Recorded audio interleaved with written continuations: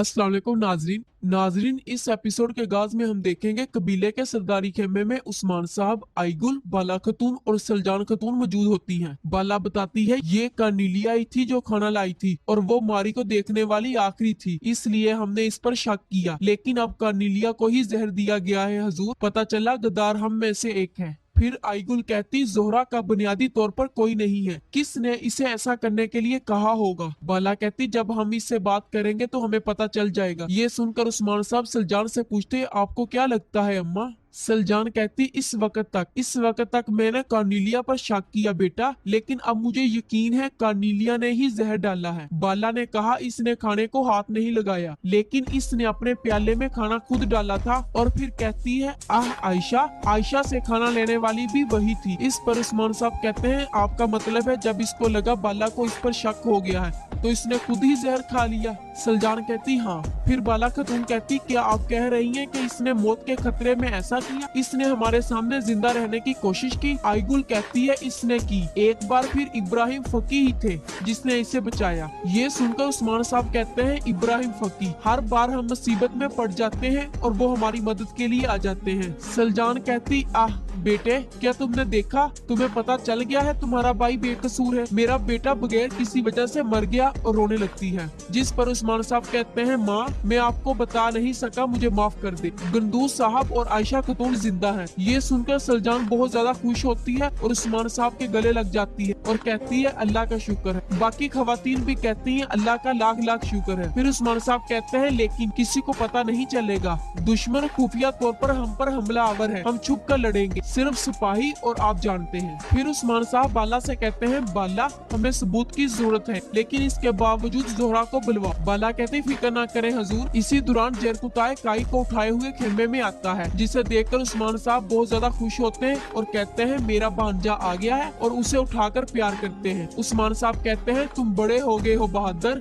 माशाल्लाह। सब काई से प्यार करते हैं। अगली सुबह दाऊद उस्ताद अपनी दुकान पर तलवारें बना रहे होते हैं। उनकी दुकान के करीब आरियस और बारकुन मिलते हैं। आरियस बारकुन से कहता है सोना उन लोगों के लिए किसी काम का नहीं है, गुर्बत उन लोगों को अलग नहीं कर सकती। इस पर बारकुन पूछता है फिर हमने सोना क्यों तकसीम किया। आरियस कहता है बारकुन हमने दिखावे के लिए सोना दिया है, लेकिन ये एक सरदार को दिखाने के लिए था जो सोने की लालच नहीं करता, और ये जाहिर करने के लिए तुम एक ऐसे सरदार बन जाओगे जो कभी तकब्बर नहीं करेगा। तुम्हें इनका दिल जीतना होगा, तुम्हें इन्हें ख्वाब देना होगा, यहाँ तक के वो सो जाए और इस ख्वाब के साथ जाग जाएं। वो अमन और सुकून से मोहब्बत करते हैं, वो इत्तेहाद को पसंद करते हैं, लेकिन वो जानते हैं इन सब का रास्ता जालिमों, दुश्मनों और काफिरों के खात्मे से गुजरता है, इसलिए बारकुन तुम्हें इन्हें होशियार बनाना होगा। इस पर बारकुन कहता है अक्ल से, अक्ल हमारी कमजोरी है। आरियस कहता है तुम्हें इनको कमजोर नुक्ते से मारना होगा। बारकुन और आरियस को बातें करते हुए देखकर दाऊद उस्ताद कहता है बारकुन का क्या मकसद है, वो इतने जोश में क्या बात कर रहे हैं। इस पर भाई संगूर कहता है हम नहीं जानते इनका मकसद क्या है, लेकिन हमारी नजरें इन पर हैं, इनका इंकशाफ जरूर होगा।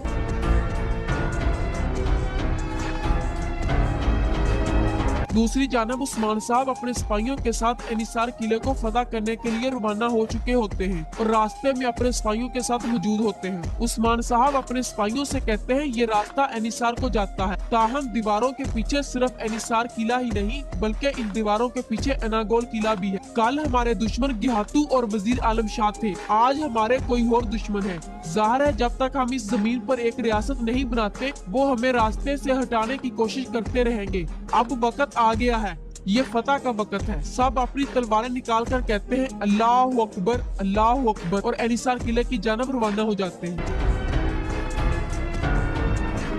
इधर कबीले में बारकू ने उमर साहब और एवाज साहब के तमाम सरदारान को इकट्ठा किया होता है। उमर साहब के कबीले का एक सरदार कहता है बारकुन आपने हमें यहाँ क्यों बुलाया है, और सलवा खतून भी यहाँ है, उमर साहब की बेटी मलून खतून कहाँ है। इस पर बारकुन कहता है मलून खतून आराम फरमा रही है, जब वो ठीक महसूस करेंगी वो हमारे साथ होंगी। जिस पर वो सरदार पूछता है हम इस बात का इंतखाब करेंगे कि इनकी बेटी के बगैर उमर साहब के कबीले का सरदार कौन होगा। ये सुनकर सलवा कहती है उनकी भतीजी यहाँ पर मौजूद है, क्या ये काफी नहीं है। और फिर बाकिन कहता है अब से मैं दो कबीलों की सरदारी का मुतालबा करता हूँ। जैसा कि आप देख सकते हैं कोई और बहादुर आदमी सरदारी का दावा नहीं कर रहा है। इस वजह से हम यहाँ जरगा मुनक्कद कर रहे हैं ताकि रवायत को बरकरार रखा जा सके। ये सुनकर हसन साहब कहते हैं सिर्फ आप ही नहीं जो बड़े कामों में मसरूफ हैं, बल्कि एक और भी है बारकुन साहब। बारकुन पूछता बोलो कौन है वो? जिस पर हसन साहब कहते हैं उस्मान साहब। मलून खतून उस्मान साहब की बीवी है और उमर साहब ने इसे हमारे स्पुर्द कर दिया था। इसी वजह से बारकुन साहब हम कैजिल बे उमर उस्मान साहब के मताहत रहना चाहते हैं।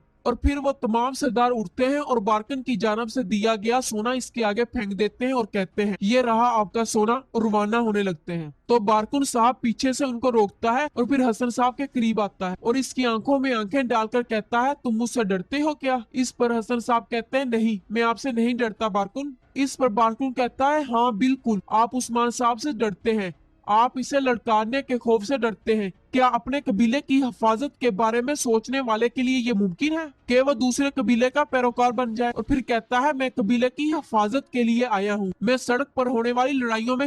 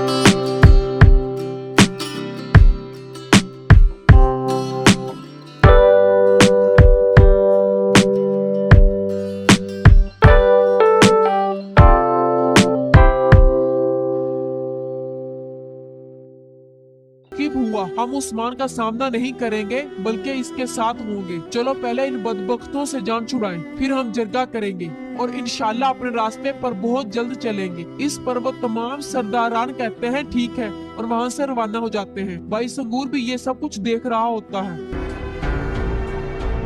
दूसरी जानब एनिसार किले में तुर्गत साहब भी कमरे के अंदर दाखिल होते हैं। मैथ्यूस तुर्गत की जानब देखता है और फिर कोशिश बताता है ये तुर्गत साहब है जिनके बारे में मैंने आपको बताया था। तकफुर मैथ्यूस कहता है तुम मेरे कबीले में खाना खाने वाले पहले तुर्क हो। तुर्गत साहब कहते हैं बहुत से तुर्क अब आपके कबीले में खाएंगे इंशाल्लाह। ये सुनकर मैथ्यूस थोड़ा परेशान हो जाता है और फिर तुर्गत साहब कहते हैं मेरे कहने का मतलब है जब हम दोस्ती के लिए आएंगे और जाएंगे। मैथ्यूस कहता है चलो बैठे, मेज पर बैठकर बात करते हैं। और बाहर कोशिश का कमांडर अपने सिपाहियों को लेकर किले आता है, जो कि उस्मान साहब के सिपाही होते हैं। एनिसार किले का सिपाही इनसे कहता है, तकफूर कोशिश के सिपाही तुम्हें देर हो गई है। जिस पर वो कमांडर कहता है, हम तकफूर कोशिश के अहकामात पर अमल कर रहे हैं। इस पर वो किले का सिपाही कहता है, यहाँ पर इंतजार करो। अंदर कमरे में खाने की मेज पर सब बैठ जाते हैं। कोशिश कहता, मुझे लगता है निकोला भी आने वाला है। इस पर मथ्यूस कहता, निकोला अमूमन देर नहीं करता, चलो थोड़ा और इंतजार करते हैं। और दूसरी जानब अनागोल किले में आर्गोस निकोला को बताता है, जिस समदाद का हम शहनशाह से इंतजार कर रहे हैं वो इस रास्ते के जरिए आ रही है जनाब। निकोला पूछता, हमारे सिपाही इसको लेने गए हैं क्या? जिस पर आर्गोस कहता है, जी जनाब, हमारे सिपाही मुकम्मल तोहफिज फराम करेंगे। ये सुनकर निकोला कहता है, बेहतरीन आर्गोस, हमारा तेल आ रहा है और हमारी दीवारें मजबूत हैं, लेकिन सबसे अहम, क्या हमारे पास ऐसी चीजें हैं जो हमारे सालों तक काफी हों? लेकिन क्या ये काफी है? तो फिर कहता है, नहीं नहीं, क्योंकि बेहतरीन दफा ये हमला है। जिस पर आर्गुस पूछता है, हमारा अदफ क्या है जनाब? निकोला कहता, फौजियों को तैयार करो, हम हमला करेंगे। जिस पर आर्गुस कहता है, जैसे आपका हुक्म जनाब। इधर कबीले में आर्गुस बारकुन और सलवा खतून का निकाह पढ़ा देता है, जिसके गवाह आर्युस का आदमी और हसामुद्दीन होते हैं। निकाह पढ़ाने के बाद आर्युस सलवा खतून और बारकुन से कहता है, अल्लाह आपके निकाह को मुबारक करे, और दुआ करते हैं। दूसरी जानब एनिसार किले में खाना खाने के बाद मैथ्यूस कोशिश से पूछता है, तकफूर कोशिश, तुम मुझे उस्मान के खिलाफ महफूज रख पाओगे ना? ये सुनकर कोशिश हंसता है और कहता है, तकफूर मैथ्यूस, मेरे ख्याल में आपने उस्मान को अपनी नजर में बहुत ज्यादा बढ़ा चढ़ा कर पेश किया है। फिर तुर्गत कहता है, कोशिश ठीक कह रहा है, उस्मान अपनी जिंदगी एक ख्वाब के पीछे गुजार रहा है। ये सुनकर मैथ्यूस हैरान और परेशान होता है और फिर तुर्गत कहता है, जब तक हम दोस्त, मैं आपको कुछ मशवरा दूं मैथ्यूस? अगर आप अपने दुश्मन को शिकस्त देना चाहते हैं तो आपको इसको अच्छी तरह जानना होगा। मैथ्यूस कहता है, फिर मुझे उस्मान के ख्वाब के बारे में बताओ, जिसके लिए वो अपनी जान दे रहा है। तुर्गत कहता है, उस्मान साहब चाहता है कहीं भी मजलूम पर जुल्म ना हो और जालिम सांस ना ले, इसलिए वो